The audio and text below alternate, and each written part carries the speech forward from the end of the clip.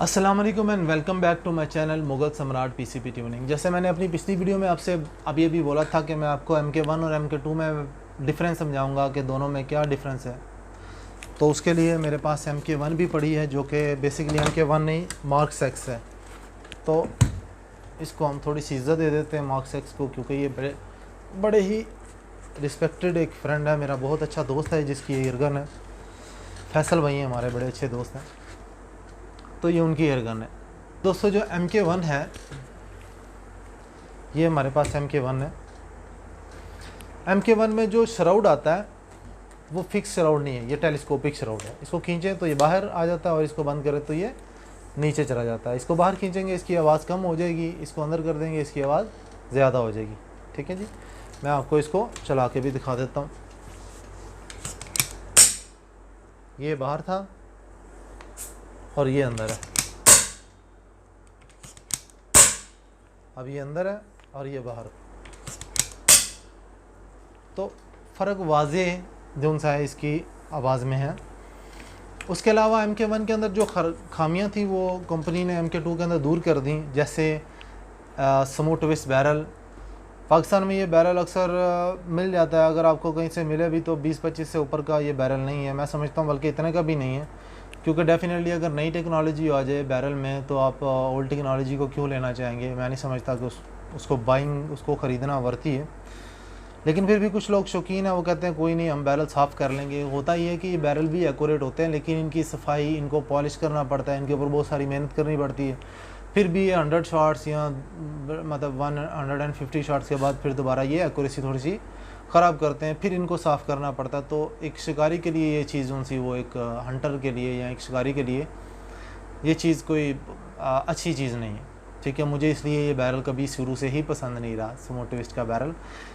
मेरे जो दो दोस्त हैं उनमें राजे असर और उमर गुलशेर है, तो मैंने आज से को 5-6 साल पहले ही उनको बोल दिया था, 4-5 साल पहले जब ये इम्पैक्ट MK1 आई थी, तो मैंने उनको कहा था यार मुझे इसका बैरल पसंद नहीं आया। उसकी वजह ये कि मेरे जो से ना कैलकुलेशन के मुताबिक ये बैरल फेल था। लेकिन अब MK2 आई है जब तो ये मेरी FX मतलब समझ लें कि ज़ीरो से हीरो बन गई ये मेरी फेवरेट गन होगी। खैर बातें बहुत लंबी हो जाएंगी इस तरह से। इस गन का जो वेट है वो मैं अभी आपको वेट स्केल के ऊपर करके दिखा दूंगा और इसकी मैं पिक्चर जो सी वो लोड कर दूंगा। इसका जो वेट है वो स्कोप के साथ तकरीबन 3.8 kg बनता है। ठीक है, और गन का खाली का वज़न 3.1 kg। ठीक है जी, और इसकी हैंडलिंग बहुत आसान है। ये गन जो सी है MK1 इससे थोड़ी छोटी है, लेकिन अगर आपके पास MK1 है तो आपको परेशान होने की कोई ज़रूरत नहीं, क्योंकि इसके अंदर आप पावर प्लेनम लगा सकते हैं। ठीक है, वो आपको उमा एयर से मिल जाएगा, तकरीबन 30 to 35,000 का मैंने अभी रिसेंटली इंस्टॉल भी किया है गन में। ठीक है, उसके अलावा आपको दुबई से बैरल मिल जाएगा, 50-1,000 रुपये का बैरल है। अगर आप यहाँ से ख़रीदते हैं, अगर आप दुबई से ख़रीदते हैं तो वहाँ से आपको थोड़ा सस्ता मिल जाता है, मतलब 35, 36, 37 डिपेंड करता है कि मौके पे क्या प्राइस है। ठीक है जी, लेकिन डेफिनेटली जो बंदा यहाँ पे लेके आता है उसका इतना तो हक बनता है कि वो 8-10 हज़ार रुपये आपसे ऊपर ले लें या 10-15 हज़ार रुपये आपसे ऊपर ले प्रॉफिट अपना, तो मैं इस चीज़ को बुरा नहीं समझता। उसके अलावा इसकी भी वॉल सेटिंग तकरीबन वैसी ही है, ये इसका वॉल सेटिंग है। ठीक है, वेलोसिटी की सेटिंग है, और इसका भी पावर व्हील उसी तरह 1 2 3 4 5 ये देखें सेम।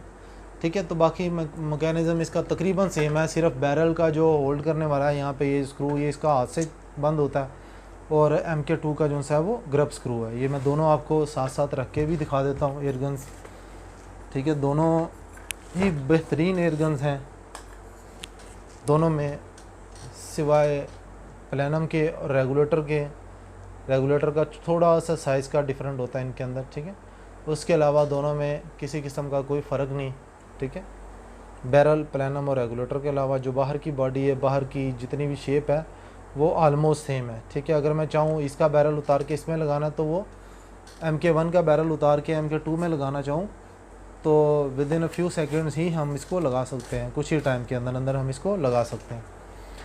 तो ये है जी MK1 के अंदर जो प्लेनम आता है वो बहुत छोटा आता है, लेकिन हम इसके ऊपर थोड़ा सा काम कर सकते हैं, हम इसके ऊपर प्लेनम थोड़ा बड़ा कर सकते हैं। उससे ये होता है कि आपकी एयर गन को अगर हम थोड़ा सा ट्यून करते हैं तो यही गन हमें 18 ग्रैंड 900 के ऊपर तकरीबन 100 शॉट्स 90 शॉट्स तकरीबन दे जाती है। ठीक है, उसके लिए हमें यहाँ पे छोटा सा एक प्लैनम लगाना पड़ता है, इसका प्रेशर थोड़ा नीचे लेके आना पड़ता है।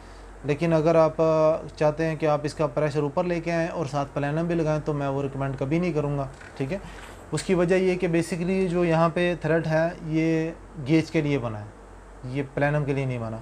खैर ये लंबी बात है, इसको मैं आपको किसी और वीडियो में इंशाल्लाह ज़रूर समझाऊंगा। अभी हम देख रहे थे कि MK1 और MK2 में क्या फ़र्क है। ग्रिप भी तकरीबन सेम है, दोनों ग्रिपों में कोई फ़र्क नहीं, ठीक है, दोनों की ग्रिपें सेम है, सिर्फ श्राउड का फ़र्क है। अच्छा, इसका श्राउड बिल्कुल भी कतई ही अच्छा नहीं। तो बहुत सारे लोग जो उनसे उनको इशू आता है, मेरे एक दोस्त है उन्होंने यहाँ पे निशान लगाए होते हैं कि इसका ये ऊपर वाली जो उनकी बॉडी है ये ऐसे घूम जाती है, ठीक है।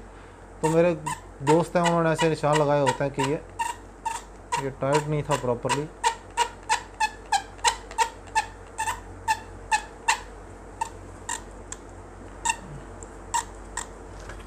मैं इसको ज़रा टाइट कर लूँ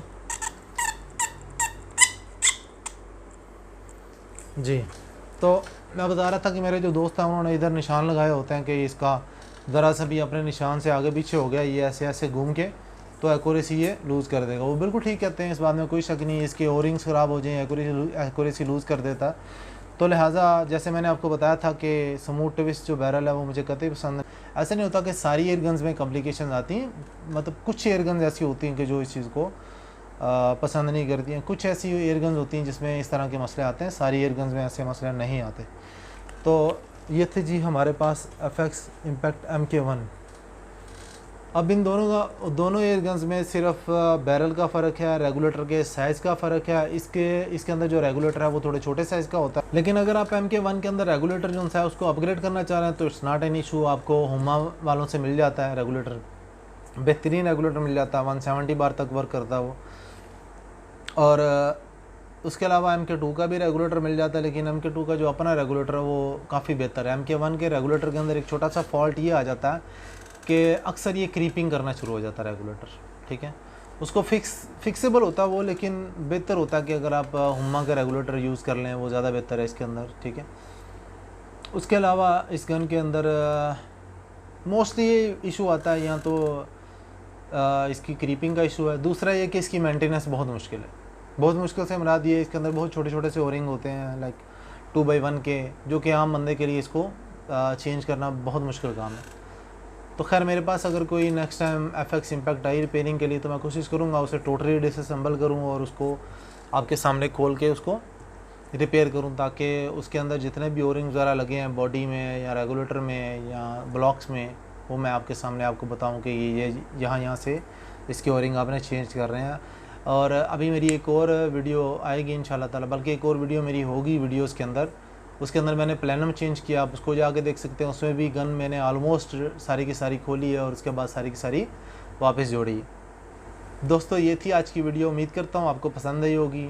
तो मुझे नेक्स्ट वीडियो तक के लिए इजाज़त दें, खुदा हाफिज़। इन दोनों की एक्यूरेसी मैं कोशिश करूँगा, क्योंकि आजकल लॉकडाउन है, बाहर जाना बहुत मुश्किल है, तो इसलिए मैं कोशिश करूँगा कि अगर मेरा कहीं पे किसी फैक्ट्री वगैरह में किसी दोस्त के पास चक्कर वगैरह लग गया तो इंशाल्लाह हम इसकी 50 यार्ड पे और 100 यार्ड पे आपको एक्यूरेसी चेक कराएंगे। वैसे मैंने इस गन के साथ अभी तक जो लॉन्गेस्ट शॉट खेला है वो 160 यार्ड का खेला है डव पे।